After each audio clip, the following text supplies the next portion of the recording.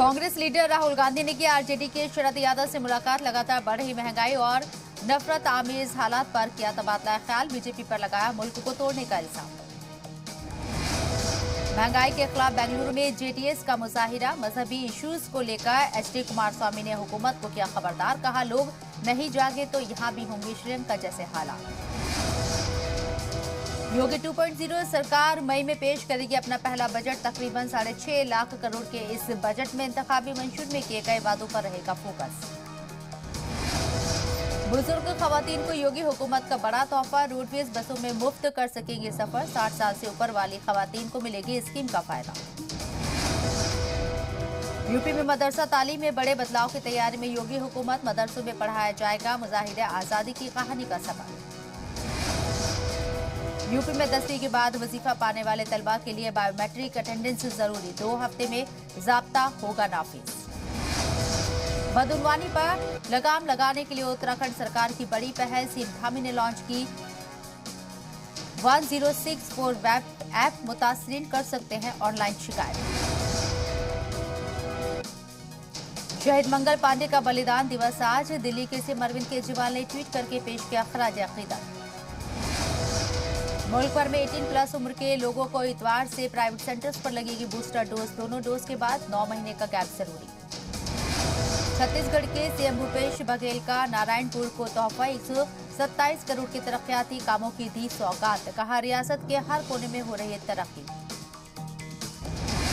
TMC leader भादु शेख के कत्ल की जांच करेगी सीबीआई। कलकत्ता हाईकोर्ट ने दिया हुक्म। यूपी के गोंडा में आसाराम के आश्रम में मिली लापता लड़की की लाश मिलने के बाद आश्रम को किया सील। कसीर तादाद में पुलिस फोर्स तैनात। रिजर्व बैंक ऑफ इंडिया का बड़ा ऐलान। यूपीआई के जरिए सभी बैंकों के एटीएम से निकाला जा सकेगा पैसा। नहीं बढ़ेगी ईएमआई। रेपो रेट में बदलाव नहीं। मुल्क के आवाम पर महंगाई का डबल अटैक। पेट्रोल डीजल के बाद अब पूरे मुल्क में सब्जियों की कीमत में इजाफा। 300 रुपए किलो मिल रहा है नींबू। 100 रुपए किलो भिंडी। रमजान का आज पहला जुमा। इस मौके पर पूरे मुल्क में जुमे की नमाज अदब व एहतराम के साथ अदा की गई। दिल्ली जामा मस्जिद में भी नमाजियों ने जुमे की नमाज अदा की।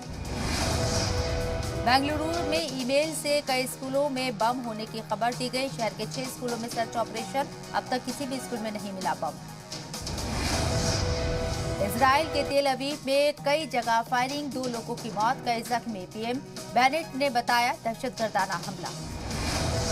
इमरान खान को पाकिस्तान सुप्रीम कोर्ट का झटका। कहा, न तहरीक अदम एतमाद खारिज होगा और न पार्लियामेंट तहलील होगी। 9 अप्रैल को वोटिंग कराए। फैसले के बाद अपोजिशन का सुप्रीम कोर्ट के फैसले के बाद इमरान खान का ट्वीट। कहा, मुल्क के लिए आखिरी गेंद तक लड़ूंगा। पाकिस्तान के साबिक पीएम नवाज शरीफ का इमरान खान पर निशाना। कहा, इमरान ने पाकिस्तान को बर्बाद किया। मुल्क को इनसे मिली निजात।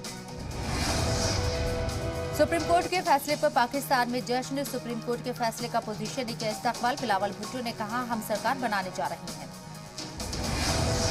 फैसला आने के बाद मरीम नवाज का ट्वीट। कहा, आइन की खिलाफवर्जी करने वाले का काम खत्म कर दिया गया। रूस यूक्रेन जंग का आज 44वां दिन। यूक्रेन के कई शहर में मुसलसल हमले जारी। यूक्रेन की फौज दे रही है जवाब। कीव पर बड़े हमले की तैयारी। मारियोपोल की सड़कों पर दिखे रूसी फौजी। मारियोपोल के कई इलाकों पर रूसी फौजी कर चुकी है कब्जा। यूक्रेन के फौजी ठिकानों पर रूसी फौज के ड्रोन ने किया हमला। रूस की वजारत दिफा ने जारी किया वीडियो।